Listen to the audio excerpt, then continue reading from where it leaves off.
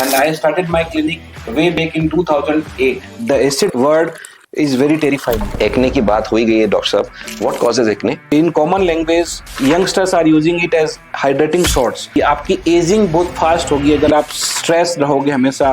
ये जो glycolic acid होता है वो कोई हाइड्रोक्विनोन होता है, उससे बहुत सेफर है. पिगमेंटेशन का मतलब क्या होता है एक्चुअल? बिल्कुल, अब बहुत अच्छा सवाल है ये. बहुत सारे फॉर्मुलेशन जैसे आपने बताया, हमने चर्चा करी, kojic acid, alpha arbutin, niacinamide, glycolic acid, retinol serum, hyaluronic acid, बहुत सारे तरह के कॉम्बिनेशन है. Sunscreen as an anti ageing product.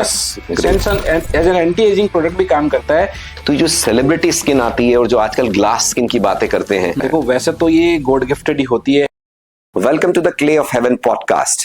I'm Amit, and today we'll dive into a topic which is often misunderstood. That is skincare acids. I know the word acid might sound a little intimidating, but trust me, ये skincare acid आपके best friends बनेंगे skin के when used correctly. Whether it is acne, hydration, anti-aging, there is an acid for every skin concern. Joining us today, a renowned and vastly experienced dermatologist, Dr. Sanjay Mittal. Dr. Mittal has having a vast experience of 19 years in treating skin conditions like acne, pigmentation, anti-aging. He has been a co-investigator in an international trial too. So, welcome Dr. Mittal to Clay of Heaven podcast. Thank you, sir. So, can you tell us something about yourself? Yes, sir. Myself, Dr. Sanjay Mittal, and I am a dermatologist, MD dermatologist, and I am running my own clinic, which is named as Mittal Skin, Hair, Laser and Cosmetic Clinic. And I started my clinic way back in 2008. I started from 200 square feet rented space. Gradually, I shifted in 600 square foot space after 5 years. And right now, I am running my clinic in 7,000 square feet space. मेरे पास में clinic पे सब तरह की machine है. Laser machine for pigmentation, for unwanted hair removal, और for open pores, for scars, और we do hair transplant also at our clinic. सभी प्रकार के कॉस्मेटिक और प्लास्टिक सर्जरी भी हमारे क्लिनिक सेटअप में ओटी के साथ में अवेलेबल है. हमारे स्किन, हेयर और कॉस्मेटिक और नेल, पिगमेंटेशन सारे concern under one roof. We try to address the issues. So there is one-stop solution for all type of cosmetic and dermatology problem. आज हम बात करेंगे कुछ ऐसे पॉपुलर एसिड्स की जो करीब करीब हम सभी स्किन प्रोडक्ट्स में देखते हैं, जैसे कि salicylic acid, ethyl ascorbic acid, niacinamide, hyaluronic acid. But these acids are your best friends when used correctly. What is the right proportion and does quality matters? So let's talk about salicylic acid first. Doctor Mittal. Yes sir. हम बहुत सारे product, acne related products में salicylic acid के बारे में देखते हैं जी. तो first, can you explain what is salicylic acid, and second, what is the right percentage of salicylic acid in skin care products? Yes, as you rightly said that it is very terrifying that the acid word is very terrifying. Patient think that it will cause chemical burn, but trust me, all type of acids are not going to cause chemical burn. Salicylic acid is very frequently used in our practice. यह acne में काम आता है. It is used as anti-acne treatment and it exfoliates the skin. It is used in oily skin and dry or acne-prone skin. So it is very good for the skin, and it is used in the serum formulation and in gel formulation also. So trust me, many type of acids like hyaluronic acid, glycolic acid, salicylic acid, and ascorbic acids are used in skin, and nowadays they are trending like anything. Dr. Mittal, do you think the lifestyle changes these days are increasing skin conditions and skin problems? Yes, because lifestyle has been totally unbalanced.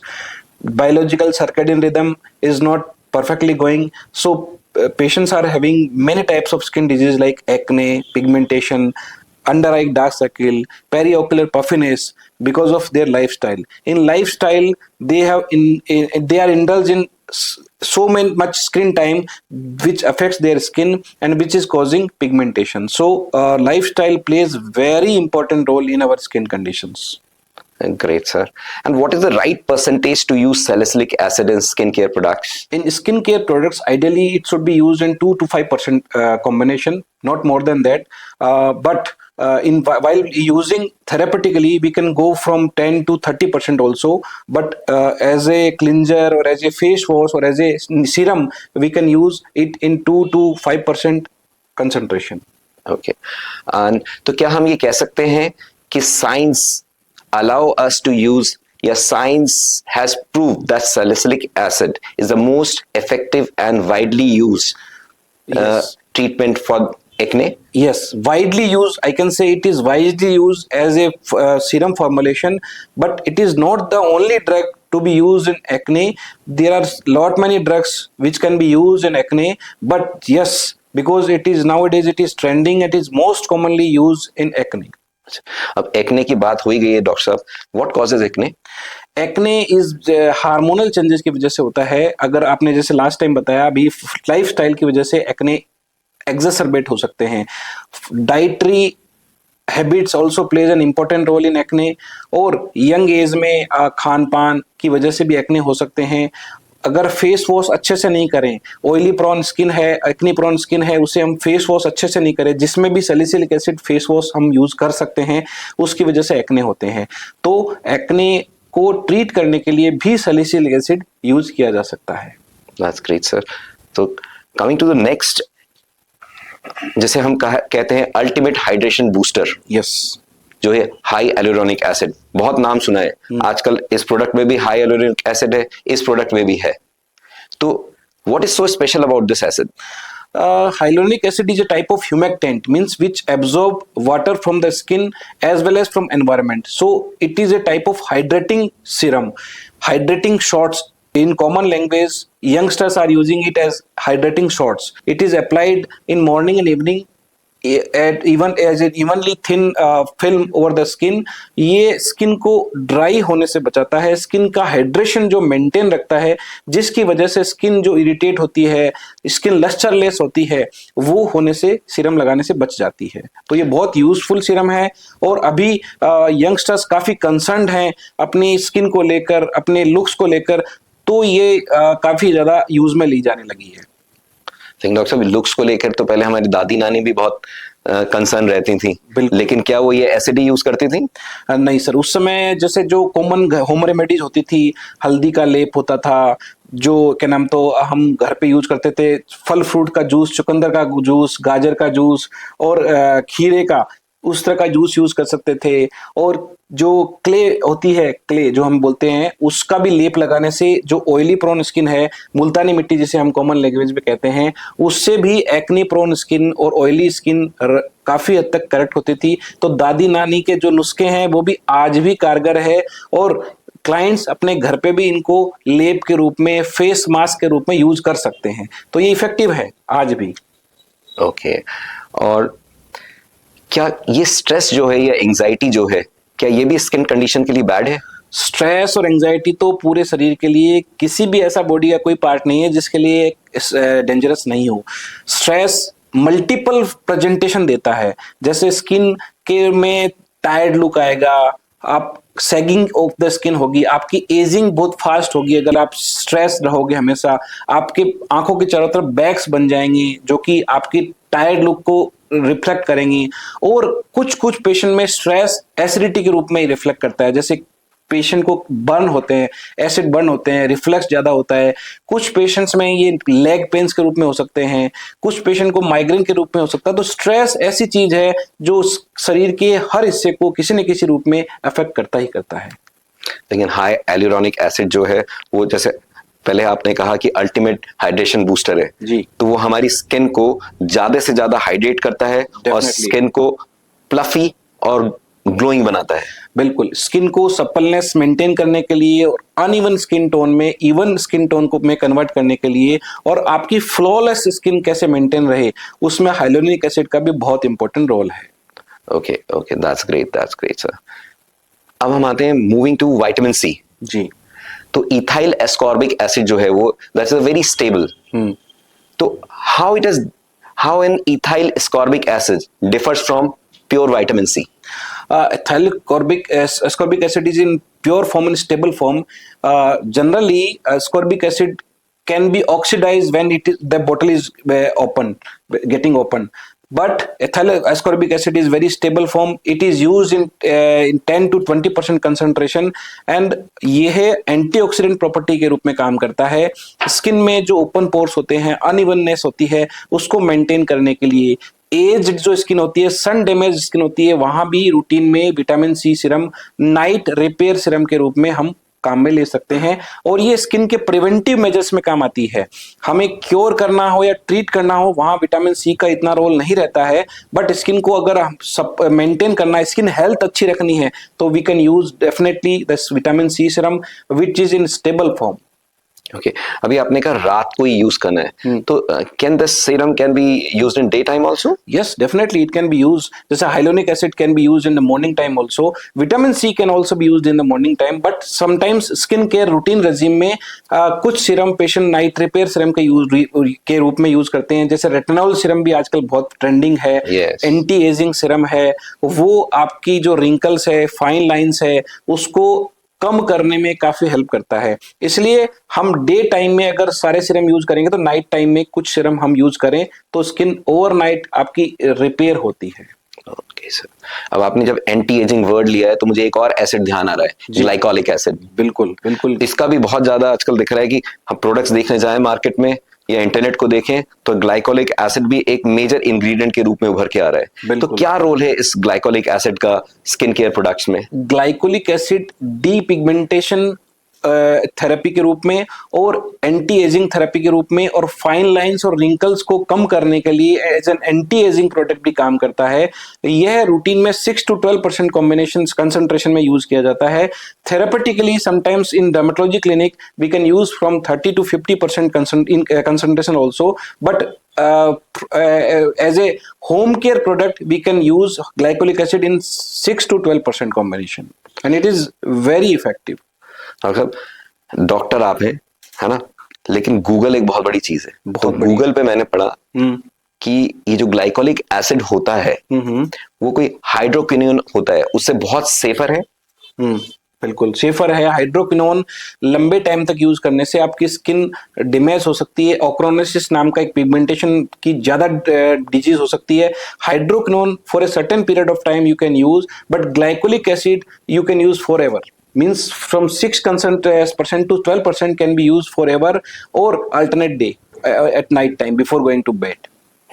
आप ही जैसे 6% 10% की बात कर रहे हैं, तो मुझे लग रहा है कि तो आप बचपन से पढ़ते आ रहे हैं कि डॉक्टर से पहले. तो ये शुरू से आपने कर लिया था कि मुझे डर्मेटोलॉजिस्ट बनना है, तभी ये 6% भी याद है, 10% भी याद है, रात को ये लगाना है, सुबह ये लगाना है? नहीं, बहुत ऑनेस्टली आंसर करूंगा. मैं जब MBBS कर रहा था, तो इंटर्नशिप में हमारे 15 दिन की पोस्टिंग होती है. उस इंटर्नशिप की पोस्टिंग 15 दिन की, उस समय जो मैं बात कर रहा हूँ 2003 की, जिस समय मैंने इंटर्नशिप मेरी चल रही थी, स्किन की पोस्टिंग के लिए बहुत ही कम स्टूडेंट इंटरेस्टेड रहते थे. I was the first student who attended complete 15 days internship. मेरे टीचर थे डॉक्टर RD मेहता सर. उन्होंने मुझे कहा था कि आप स्किन में 15 दिन क्यों बैठना है, इतना क्या इंटरेस्ट है स्किन में. तो मैंने डॉक्टर साहब से कहा कि मुझे MD स्किन में ही करनी है, चाहे कुछ भी हो, मुझे MD स्किन में. और तभी से मुझे स्किन में MD करने का इंटरेस्ट था. और भगवान की इच्छा देखिए कि PG में भी बाय चॉइस मैंने स्किन में सिलेक्शन लिया, और अहमदाबाद में से मैंने MD ग्रेजुएशन कंप्लीट करी, पोस्ट ग्रेजुएशन कंप्लीट करी. ग्रेट. तो मतलब परसेंटेज जो एसिड की है उसका ये राज है कि बचपन से आपका स्किन केयर में इंटरेस्ट था. डेफिनेटली, बिल्कुल. मेरा पैशन था स्किन का या कॉस्मेटोलॉजी प्रैक्टिस करने का. ग्रेट. तो glycolic acid give result as equivalent to hydroquinone but safer. But it is safe than hydroquinone. Yes, definitely. You can say that if we have to start the hydroquinone for pigmentation therapy, initially for few weeks we can start with hydroquinone 2% or 4%, but later on we can switch to glycolic acid. Glycolic acid 6% is very safe, ultra safe for a longer period of time. Sir, जब acids की बात हो रही है और ये सारी बात होती है, तो एक और मुझे ध्यान आ रहा है, alpha arbutin. Yes, alpha arbutin also a depigmenting agent. It's बहुत कुछ यूनिकनेस है इसके बारे में. अल्फा आर्बिटिन जो डीपिगमेंटिंग क्रीम है वो भी बहुत सेफ है, और कॉम्बिनेशन सिनर्जी कॉम्बिनेशन के रूप में liquorice extract, alpha arbutin, kojic acid, glycolic acid, multiple combination के रूप में हम पिगमेंटेशन में थेरेपी के रूप में यूज कर सकते हैं। लेकिन ये ओवर द काउंटर प्रिस्क्राइब नहीं की जा सकती, ये कॉम्बिनेशन में डर्मेटोलॉजी से या कॉस्मेटोलॉजी प्रैक्टिस से ही प्रिस्क्राइब करके लेनी चाहिए। ओके, तो कहने का मतलब ये है कि जो अभी आपने अल्फा आर्बिटिन के बारे में यूनिकनेस बताई है, तो बिना प्रिस्क्रिप्शन के हम जाके केमिस्ट से ये चीज नहीं ले सकते। जी, आइडियली नहीं लेनी चाहिए, लेकिन आपसे प्रिस्क्राइब करा के उसके बाद चाहे ऑनलाइन परचेज कर सकते हैं, चाहे हाँ, केमिस्ट से बिल्कुल, परचेज कर बिल्कुल। सकते उसके बाद ऑनलाइन परचेज करिए। ऑनलाइन बहुत अच्छे अच्छे प्लेटफॉर्म्स हैं जहाँ पे दवाइयाँ बहुत ऑथेंटिसिटी के साथ बिक रही हैं, और वो लेना चाहिए। बट मेरा मानना है कि अगर आपको रिक्वायरमेंट नहीं है डीपिगमेंटिंग एजेंट की, और आप अननेसेसरली ऑनलाइन या गूगल सर्च करके या इंटरनेट सर्च करके सीरम ट्रेंडिंग है इसलिए ले रहे हो, तो वो एक सही प्रैक्टिस नहीं है। आपको एक बार कंसल्ट करना चाहिए, और फिर आप अपने जो भी प्रोडक्ट आपको सूट करते हैं उन्हें आप यूज कर सकते हैं for a longer period of time. ये तो राम जी ने भी वैद बुलाया था लक्ष्मण जी के लिए। बिल्कुल बिल्कुल बिल्कुल, नहीं तो वो तो कुछ भी कर सकते थे। हाँ, बिल्कुल कर सकते थे। तो जिस काम के लिए जो परफेक्ट पर्सन है उसी से कांटेक्ट करके, उसी से कंसल्टेशन लेके ही हमें कोई भी स्किन का ट्रीटमेंट लेना चाहिए। तो sir, coming again back to, थोड़ा सा मैं रिवर्स जाना चाहूंगा। Everyone has heard about acne, yes, मुहासे जो होते हैं, एंटी एजिंग, सभी को थोड़ा यंग दिखने की, रिंकल फ्री रहने की चाहत है। ये जो पिगमेंटेशन वर्ड है, इसको एज अ लेमैन मैं आपसे पूछना चाहूंगा कि पिगमेंटेशन का मतलब क्या होता है एक्चुअल? बिल्कुल, अब बहुत अच्छा सवाल है ये, और ऑडियंस इससे कनेक्ट भी करेंगे, लोगों को अच्छा लगेगा ये सवाल। क्योंकि पिगमेंटेशन मीन्स आपका नेचुरल कलर अगर सांवला है तो आपके पिगमेंटेशन नहीं है। अगर आपका नेचुरल कलर आपका गोरा है, या टाइप 1, टाइप 2, टाइप 3 स्किन है, वहां किसी पैच में अगर आपके उससे जो रिलेटिव स्किन से ज्यादा गहरा दाग है, तो that is a type of pigmentation. वो आपको एक्वायर्ड भी हो सकता है, हेरिडिटी से भी हो सकता है, एनवायरमेंटल इंड्यूस्ड भी हो सकता है, सन इंड्यूस्ड भी हो सकता है। मल्टीपल फैक्टर्स की वजह से आपके एक पिगमेंटेशन चेहरे पे भी हो सकता है, कई बार बैक पे भी हो सकता है, हाथ के ऊपर भी हो सकता है धूप की वजह से, पैरों पे भी हो सकता है। तो पिगमेंटेशन मानी डिजीज कब कही जाएगी? जब आपका पूरा शरीर एक जैसा हो तो कोई पिगमेंटेशन नहीं है, पर पूरा शरीर ही गोरा है, खाली कुछ जगह पिगमेंटेशन है, तो उसके मल्टीपल रीजंस हो सकते हैं। जैसे न्यूट्रिशन डेफिशिएंसी भी उनमें एक रीजन है। धूप का एक्सपोजर अगर जरूरत से ज्यादा हो रहा है उसकी वजह से भी पिगमेंटेशन बढ़ता है, अल्ट्रावायलेट रेज की वजह से। तो मतलब सनस्क्रीन तो मस्ट है। बिल्कुल मस्ट है। आज के डेट में हम जैसे एक्सपोजर अगर बाहर रहता है और सनलाइट में एक्सपोजर भी नहीं रहे, तो स्क्रीन टाइम इतना हो गया है हमारा मोबाइल पे, इंटरनेट पे, और job related work from home, तो हमें फिल्टर्स लगाने जरूरत होते हैं ब्लू लाइट के लिए, अल्ट्रावायलेट लाइट के लिए। हम अगर सनस्क्रीन कोट करके रखते हैं तो हमारी स्किन पिगमेंटेशन भी से भी प्रोटेक्टेड रहेगी, और एंटी एजिंग भी वो प्रोडक्ट काम करेगा। Sunscreen as an anti ageing product? As an anti ageing product भी काम करता है, क्योंकि जो अल्ट्रावायलेट ए होती है वो आपकी स्किन में एजिंग बढ़ाती है। तो वो यूवी ए फिल्टर जब आप स्किन पे आप अप्लाई करते हो तो एजिंग भी कहीं ना कहीं प्रिवेंट होती है।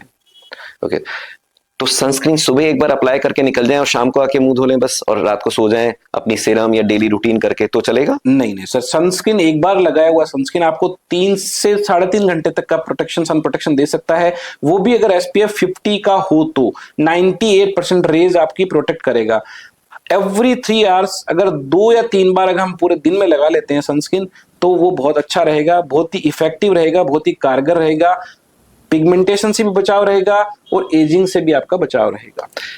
तो अभी आपने वर्ड लिया SPF 50। यस, लेकिन ज्यादातर मार्केट में SPF 30 यूज हो रहा है, तो क्या डिफरेंस है इन दोनों में? SPF 50 में मतलब it is a type of sun protection factor, means जिसमें 98% अल्ट्रावायलेट रेज फिल्टर होके बच जाए, स्किन के कांटेक्ट में नहीं आए।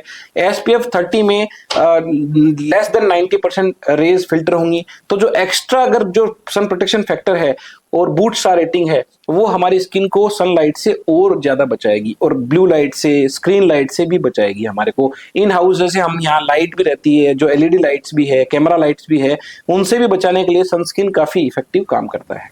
तो मतलब SPF 50 ज्यादा बचाती है बशर्ते SPF 30 के लिए, yes, yes. चाहे वो थोड़ा सा ही हो। हाँ। तो मैं तो सर डॉक्टर मित्तल, मैं तो यूज ही SPF 50 करूंगा। क्यों? बिल्कुल। क्योंकि लॉन्ग टर्म डैमेज से तो मुझे कम से कम बचाएगी SPF 50। डेफिनेटली बचाएगी, बट एक बार सनस्क्रीन का कोट नहीं करना। सनस्क्रीन लगाते टाइम बहुत बार हम देखते हैं कि सनस्क्रीन बहुत कम अमाउंट में लगाया जाता है।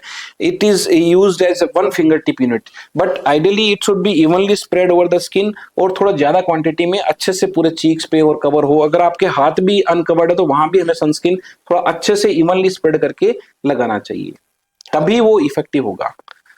ओके, नाउ एक और एसिड मुझे ध्यान आ रहा है वो कि बहुत मल्टीटास्कर है, नियासिनामाइड। जी, नियासिनामाइड बहुत काम में ले रहे हैं यंगस्टर्स। जेनजी जो पॉपुलेशन है, जेनजी यंगस्टर्स हैं, वो उनमें बहुत क्रेज है नियासिनामाइड सीरम काम लेने का। नियासिनामाइड भी एक तरह का एंटी इन्फ्लेमेटरी सीरम है, ओपन पोर्स के लिए अच्छा पिगमेंट सीरम काम करता है और बहुत सेफ भी है। इसका कोई साइड इफेक्ट नहीं है, कोई इरिटेटिंग पोटेंशियल नहीं है, और किसी भी प्रकार की स्किन में ये सीरम फॉर्मुलेशन में काम में ले सकते हैं। ये विटामिन B3 का डेरिवेटिव है, और कुछ कॉम्बिनेशन में ये एक्ने की प्रिपरेशन में भी कॉम्बिनेशन में होता है, और डीपिगमेंटेशन थेरेपी में भी यूज किया जाता है। सिंगली भी ये नियासिनामाइड सीरम स्किन फॉर्मुलेशन में as a preventive measure use कर सकते हैं।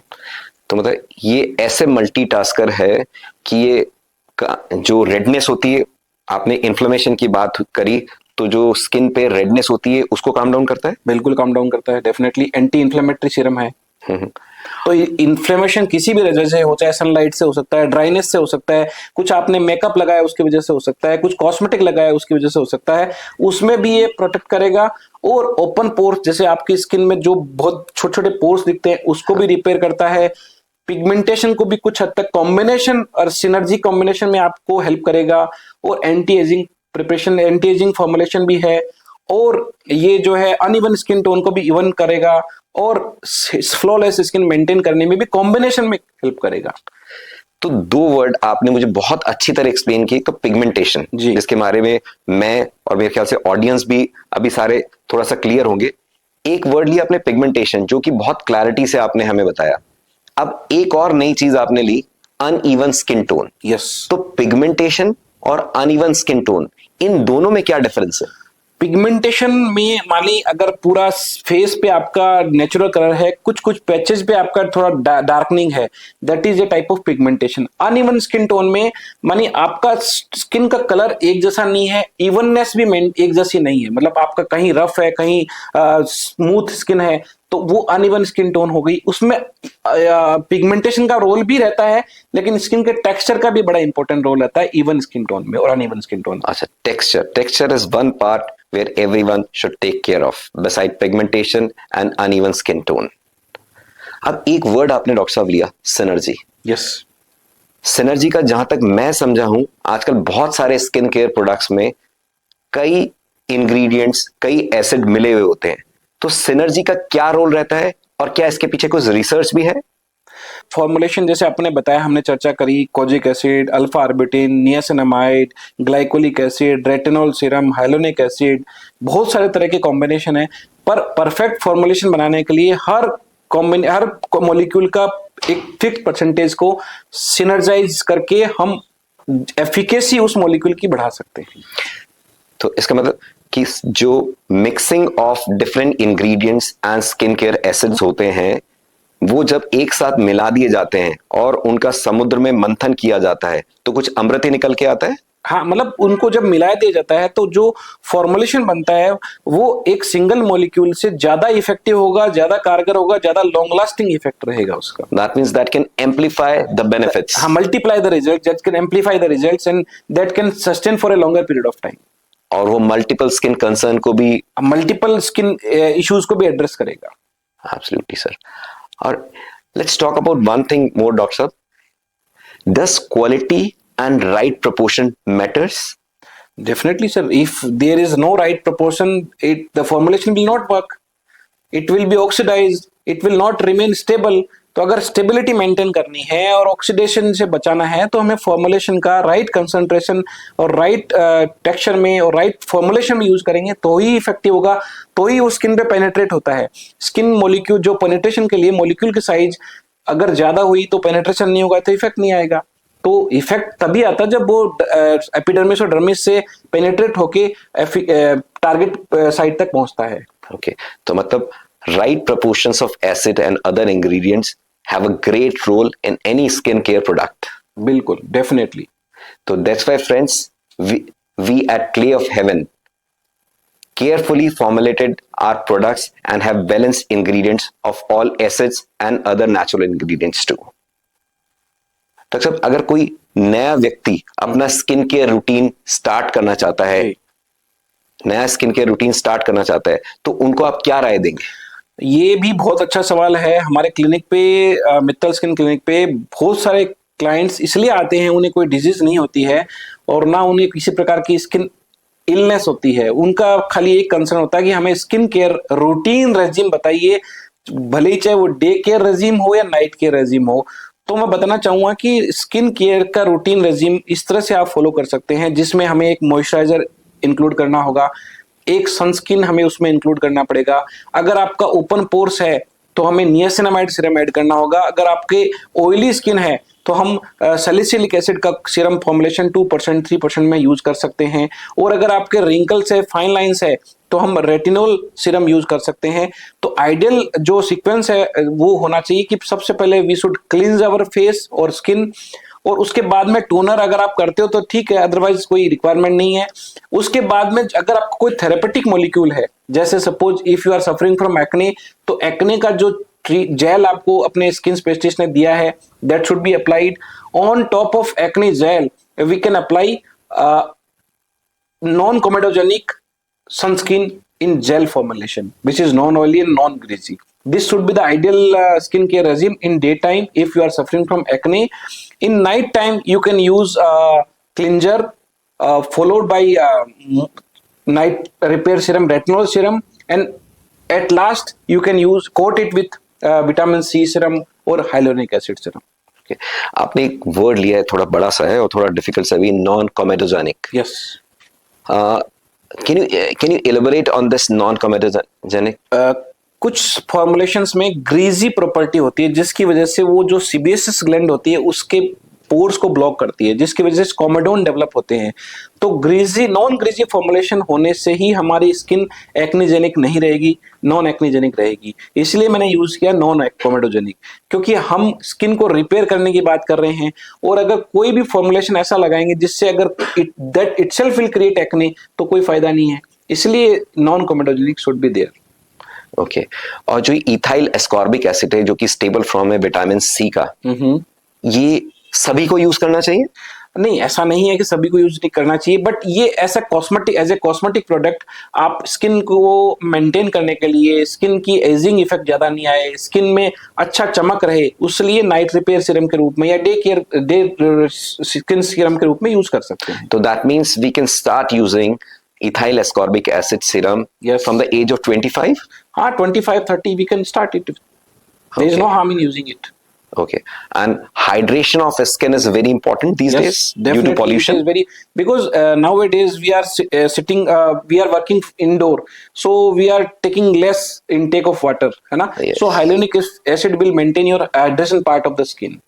तो जो सेलिब्रिटी स्किन आती है और जो आजकल ग्लास स्किन की बातें करते हैं, तो यह एक दिन में हो जाती है या कई महीनों हफ्तों यूज करना पड़ता है और डेली स्किन केयर रूटीन को बहुत फॉलो करना पड़ता है? देखो, वैसे तो ये गॉड गिफ्टेड ही होती है। आपकी हेरिडिटी अगर स्किन की अच्छी है तो आपकी स्किन, अगर पेरेंट्स की अच्छी है तो आपकी स्किन अच्छी रहती है, जिसे जीनोटाइपिक बोलते हैं। बट जो आप बात कर रहे हो कि हम बाहर से कैसे मेंटेन कर सकते हैं, तो यस, डेफिनेटली अगर हम सीरम यूज करते हैं, एंटी एजिंग सीरम यूज कर सकते हैं, और अगर थोड़ा विटामिन सी और नियासिनामाइड सीरम यूज कर सकते हैं, और सनस्क्रीन अगर अच्छे से लगा रहे हैं और प्रॉपर फेस वॉश कर रहे हैं, तो हमारी स्किन अच्छी मेंटेन रहेगी। और आजकल जो ग्लास स्किन है उसमें बहुत ट्रेंडिंग चल रहा है Korean glass facial, Korean glass product. वो आपके जो कोरिया के लोगों की बहुत पतली ग्लास लाइक स्किन होती है, उस तरह की एक बार टेम्पररी आपकी वो फेशियल कराने के बाद में एक बार हो जाती है। बट अगर आप सिन सीरम रूटीन में यूज कर रहे हो, आप अपना ध्यान रख रहे हो, लाइफस्टाइल का ध्यान रख रहे हो, फूड हैबिट्स का अगर ध्यान रख रहे हो, आपका स्लीप पैटर्न प्रॉपर है, और अगर आपका जो साइकिल, बायोलॉजिकल क्लॉक है, वो अगर बिगड़ा हुआ नहीं है, तो आपकी स्किन मेंटेन रह सकती है। स्लीप पैटर्न, ये एक बहुत जोरदार चीज है। आजकल OTTs ने नींद ही उड़ा दी है। तो ये स्लीप पैटर्न मतलब मिनिमम हमें कितने घंटे सोना चाहिए? मिनिमम 6 से 8 घंटे के बीच में तो सोना ही चाहिए। फिर नेटफ्लिक्स कब देखेंगे? नेटफ्लिक्स तो आप डे टाइम में देखिए, अपना एंटरटेनमेंट का टाइम फिक्स करिए, 1-2 घंटे का टाइम फिक्स करिए। पर जनरली Maybe on the होता night. ये है कि रात को जब आप काम से लौटते हैं या फिर ऑफिस से लौटते हैं, उस समय आप जब नेटफ्लिक्स शुरू करते हैं तो वो लंबे टाइम तक आप देखते रहते हैं, क्योंकि आपको एडिक्शन सा लग हो जाता है उसका, तो आपकी स्लीप डेफिनेटली अफेक्ट होगी। तो उसे avoid, consciously you should avoid it. Yes, लेकिन थोड़ा बहुत अवॉइड आपको छोड़ना पड़ेगा, क्योंकि ये वाला पॉडकास्ट देखने के लिए जब आप फ्री हो रात को, तो डॉक्टर संजय मित्तल और क्ले ऑफ हेवन का पॉडकास्ट तो आपको देखना ही है। डॉक्टर साहब, अभी आपने बार बार एक चीज पे बहुत फोकस किया है, चाहे कोई सी भी सीरम यूज करें, कोई भी क्रीम यूज करें, sunscreen. Sunscreen is a must for every individual? not for every individual, but our lifestyle has changed like anything. We are exposed to sunlight, sometimes we are exposed to LED lights, camera lights, mobile lights, screen light. That's why I will suggest to apply the sunscreen in sufficient quantity. Doctor Mittal, कुछ fun भी add करते हैं आज हमारी इस podcast में। Great. तो एक रैपिड फायर क्वेश्चन राउंड करते हैं। अच्छा, चलो बताइए मैं I will try my level best to answer the questions. तो पहला क्वेश्चन आपके लिए है, what's the most important product in a morning skin care routine? Sunscreen. Which ingredient is a powerhouse for hydration? Hyaluronic acid, as we have discussed earlier. If you are dealing with dark spots, what should you look for in a product? There should be kojic acid, alpha arbutin, glycolic acid in a combination formulation, which will work as a best anti-pigmentation, depigmentation agent. What does non-comedogenic mean? Which is not causing comedones or acne-prone skin. What's the golden rule after using exfoliating acids? After using exfoliating agents, we should apply moisturizer and sunscreen also. Which acid is best for oily, acne-prone skin? For oily and acne-prone skin, we should use salicylic acid. How often you exfoliate your skin? Routinely, we can exfoliate the skin from 2 to 3 times in a week, or sometimes 5 times in a week also. What should you avoid if you have sensitive skin? We should avoid the fragrance-based product, alcohol-based product, paraben-based product, which will irritate your skin. That's why it should be avoided. Great, sir. Thank you. Doctor Mittal, अगर और हमारे audience को आपको reach out करना हो, कोई queries हो, कुछ क्वेश्चंस हो, तो how can they reach you? अगर कोई भी क्वेरी हो ऑडियंस की, तो हमारा इंस्टाग्राम पेज है मित्तल स्किन क्लिनिक के नाम से, और फेसबुक पे भी मित्तल स्किन क्लिनिक के नाम से ही है। हमारा क्लिनिक रन कर रहे हैं हम 17-18 सालों से विद्याधर नगर जयपुर में, Mittal skin hair laser and cosmetic clinic से। और एक मैं सजेशन देना चाहूंगा, एडवाइस है, skin is the largest organ of the body, और skin beauty gives the first impression of the body, so you don't get the second chance to give the first impression. So always take care of the skin, listen to your skin, and the skin will say thank you to you. Thank you so much. Thank you again, Dr. Mittal, for being here with us and giving your valuable time and insights. It was a pleasure meeting with you, and I have learned so many things from you also, Mr. Amit. Thank you. It's a mutual learning. I would like to present the Clay of Heaven range of products to you. Thank you so much. और मैं चाहूंगा कि आप भी इन products को use करें और हमें फीडबैक शेयर करें आप भी। I will try and give that feedback to you. Thank you.